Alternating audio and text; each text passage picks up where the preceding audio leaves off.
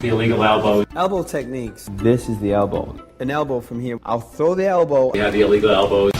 All right, people, we're back, man. Illegal Elbow Radio. Another exciting episode for you guys, man. This is Brian from Illegal Elbow Radio, Illegal Elbow on Twitter. And this is Dan from MMA Aftermath on Facebook and Twitter. You said you could take me down 100 times out of 100 times, right? And that's what you're going to do, right? I challenge you to get me down 5 times in that 5-round fight. You won't be able to do that. Maybe you will get me down once. I believe in my whole heart that I'll get you down too. But the difference is, when I get you down, your face will open up. There is nothing you can do to stop me from coming at you round after round with the most malicious techniques I know. You will lose this fight, Daniel Cormier. I want you to believe it. Every ounce of training you put in leading up to this fight will be a waste of your life. DC, quick response. Hey, that is great. I'm glad that he feels that way. This is what I want. I want a dogfight. If you can bring a dogfight to me, please do it. I live for this. Please do it. You've seen me. Please do it. You know how I react when I get stuff. And you know what? And I have praised you for that. But again, I've never had to show that because nobody can test me in that way. Yeah, it's going to look easy. Good. It's going to look easy. No one has and people are going to be scratching their head. You have not fought on anything like me. You will see the difference. Do you not think that I would do this? Do you not think that you will John, see the difference between all these old watch the fighters you've been beating? John, Daniel, listen, you have a sense of security beating Dan Henderson, a guy who's almost 50 years old, freaking Patrick Cummins, a guy who's only 4-0, Josh Barnett at the end of his career. Man, you have not tasted what I have to offer, and you will see it. You will see it. Do you not think that I would do the same thing to all those guys that you beat that you did? Honestly, do you really believe Honestly, that? I cannot sit here and say you would dominate the competition that I have faced the way I have faced them. Okay, John. All right, guys. Daniel Cormier, John Jones, thank you, gentlemen, for coming on the show. And thank you very much. This has been another edition of UFC Fighting Words. This gigantic fight just got bigger. Here we go, people. You got it right there, baby. War of words. War of words. And I think, in my opinion, John Jones won that one because when he was bringing up facts of the has-beens, the washed-ups, it doesn't compare to Gus, man. It doesn't compare to not even a Machida that John Jones has fought.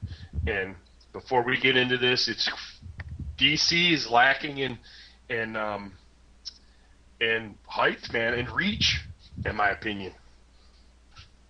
Well, there's a war of words going on all the way from the fight to this. You know, we could say it's staged or not, but there's some hype train going on right now, man. A lot of people are talking about it. I think there's a lot of good point in what you're saying, but the war of words, you know, and the lack of reach and stuff like that. Cormier's been a lack of reach with a lot of fights he's been in, you know. Josh Barnett, you know what I mean?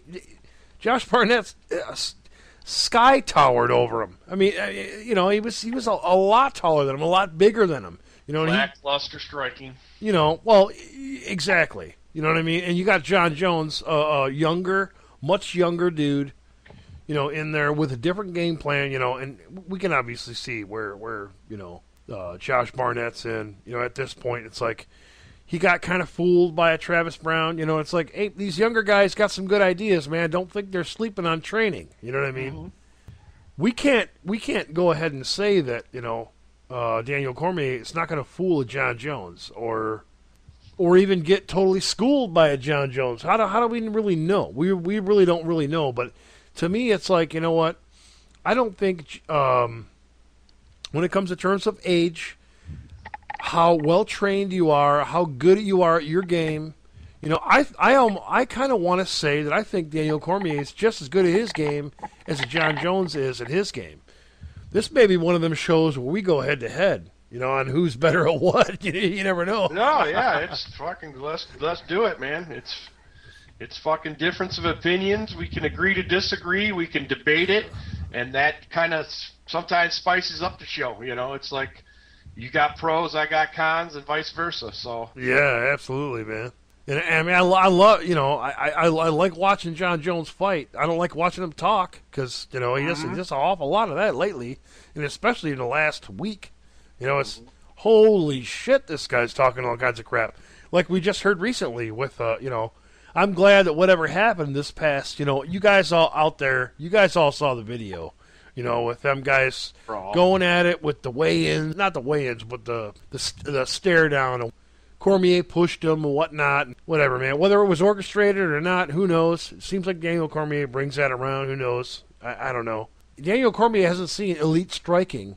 He hasn't seen an elite striker like a John Jones. And Bones Jones hasn't seen the elite wrestling. Right. He hasn't seen somebody that could pick him up and slam him on his fucking head. You know what I mean? Mm-hmm. So, I mean, it's, freakish fucking power from fucking DC, dude. Yeah. Freakish power. And then you get a DC that might be a little bit worn out, which we haven't seen yet because we haven't had to see it yet.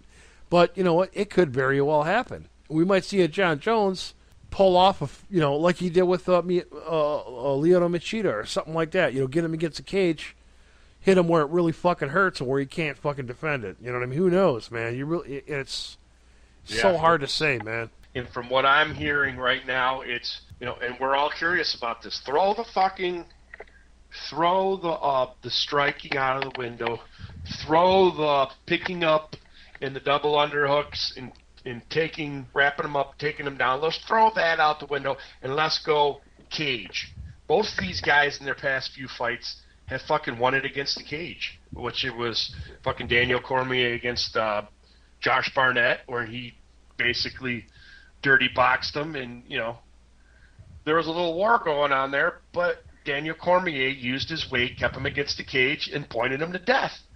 Now, John Bones Jones does the same thing, but the difference between John Bones Jones is, in my opinion, his strikes are a little more devastating. We're seeing spinning back elbows, uppercut elbows. We're seeing knees to the liver. We're seeing devastating shots, not point shots, not shots where that's why DC shouldn't do it. Yeah, really. Exactly. No, exactly, and that's why I'm saying this is where the strength comes in. You know what I'm saying? Oh, right. Who's going to control the wall is basically what I'm saying here. Yeah. And that's just how I see it. It's the respect for the striking and the respect for the takedown might bring this to the wall. So I've been thinking about it since we talked about it a week ago, and this is what I'm kind of leaning towards right now. It's like a wall battle, To me, this is an awesome test for John Jones, man, because John Jones, had we can all talk about, and we won't talk about it, but we can all talk about the controversial win over Gus. I tell you, people on the internet are fucking frothing at the mouth to see that fight happen again. And it's like, okay, well, Daniel Cormier isn't here now, so we could see him fucking do it. And it's like, a lot of people have a lot of faith in Cormier. And it's like, you know what? You can't. John Jones is a guy that's fantastic with cardio. Also, Cormier for his weight, at the time, was also fantastic with his cardio. So him even being down a weight class, I would have to say he's got to be a little bit better with his cardio. You know what I mean? Only being one fight in at that weight class. I mean, to me, I think it's a really interesting fight. It makes it even more interesting because if he plays his cards right, I think he'll be a serious threat. John Jones, this is a serious. To put a fucking hat on it, before you get us out of here, John. This is a great threat for John Jones, but John Jones could pull another fucking straw out of his hat and prove us all wrong and say, you know what, I'm still here to stay, and this is just it. And if you're looking at it and we're like, and we've been off frothing at the mouth, we're disappointed about Gus not being in it, but DC's the second best, man. He's right up there. He would get the next shot, but he moves up, and it's totally awesome to just go back and forth, weigh the pros and the cons, weigh the striking, weigh the wrestling, who's going to slip, who's going to dominate, who's going to have the power, who might have the fucking big shot. I just see this one, it's like canceling it all out and just bringing it against mano-a-mano fucking force. Who gets the best leverage against the cage? Because even though, hey, let's say this, okay, John Jones and DC just said it on what we just listened to about, I'm going to take you down 5 times, and DC already says I'm going to take you down whenever I want, okay? How about this? We both have awesome takedown. It cancels it right out. Why bother? Why waste the fucking energy on it? You know, once you don't have it, you don't have it, that is going to bring it to the cage, because I'm going to tell you right now, DC, he's great, but he doesn't want to stand in the middle of the fucking ring with John Jones. That is fucking suicide. He has to implement wrestling. Yes. He has to. If it's not to the ground, it at least has to be his body weight against the octagon, pointing like he did via Josh Barnett fight. You know, so I'm just leaning towards that, because it's like everybody's on Twitter, everybody's on Facebook saying, fucking DC's gonna manhandle him on the ground and have his way. No, John Jones. And John Jones said it himself, and we even agreed before we even got on here about the points he brought up about the talent base that DC's gone against. Right. You know, Gus. That's a huge point, man. It's a gigantic point. Yeah, he beat Gus, man, and Gus is. Well, that was, it was controversial. I thought Gus won that fight, but at the same time, it's like he still got that win, and you got to look at Cormier's wins. We're talking about guys that were in Strike Force and stuff like that. That that at this point still don't have what it takes to be in a top 5 UFC game. You know what I mean? So when you're looking at light heavyweight division, you're talking about talent base, too, right? With the Strike Force guys coming in, they haven't fared well. Most of them, like a Shields and guys like that. I would say John Jones has faced obviously has faced the better competition, but you could probably see a little bit of light, a nice easy rise up for John Jones too when it comes to it. I mean, if you want to look at it, I mean. Fighters like the Janitor. It's like, come on. Right, Matt. There was even I'm going to make this real quick, man, because I know we're pretty much getting out of this topic, but. There was a guy that talked about, well, you know what? Let's make sure everybody knows. It's just a comment on the post we're pretty much talking about. Let's make sure everybody knows that when it comes to Matt Hamill, what she's talking about Matt Hamill in terms of a wrestler. He's like, well, he pretty much had Matt Hamill beat until beat North-South until the North-South. Right. And it's like, well, dude, that's a stupid match to even talk about, because I'll tell you what, Daniel Cormier will mop the fucking floor up with Matt Hamill's ass. Yeah, he'll ragdoll his ass like he did Hendo. I'll tell you that right now. I'll put my paycheck on that. It's going to be ragdoll nation. I'll put a month's salary on that shit. There's no fucking way Matt Hamill will touch Cormier. Bullshit. So, anyway, we're putting the sock on that one. Yeah, and, let's fucking put it into the fucking... the safe. We'll bring it back out when it's time again, but I think we talked this one up and down. They've overhyped it. Everybody's talking about it. And that brings us to another, and we're going to segue into this before we take a break, or I get to spend too much time on it, with the UFC hype train. Dana White was out in Boca, I don't know where the hell he was when this little scrap went down at the press conference media day with DC and Bones.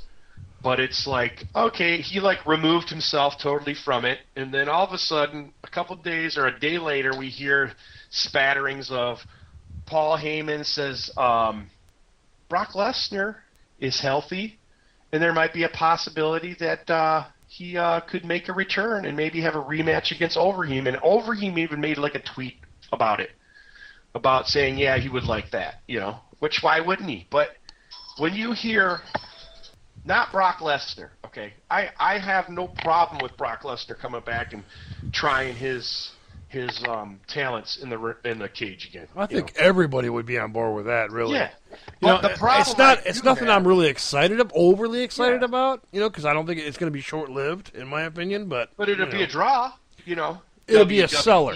It'll be a seller for sure, man. Hell yes. But I'm sorry, man. No, and but the person I don't want to see, and the name I don't want to see, is Paul Heyman. Okay? Paul Heyman does a great job at his theatrics and the drama that he presents on pro wrestling. That's his venue. But I don't want to see it in our realm. I don't want to see it in MMA because I've heard his name around the time that we had the Cummins DC debacle on that little interview, which just looks staged as all hell.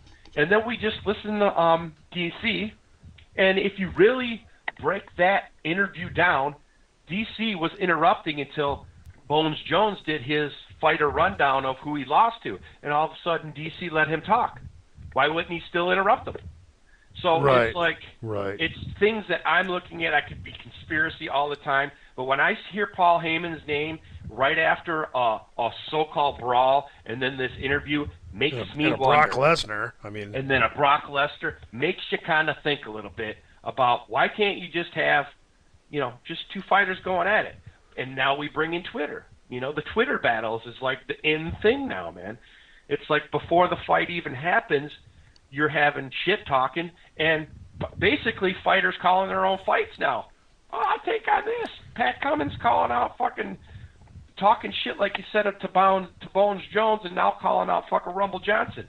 Both bad ideas. But, I don't want to get too into it about that, but the hype train almost looks like it's a drama train or a predetermined thing that is, I don't know, kind of a little disturbing, and I hope it doesn't trend this way. Steadfast. Got beer.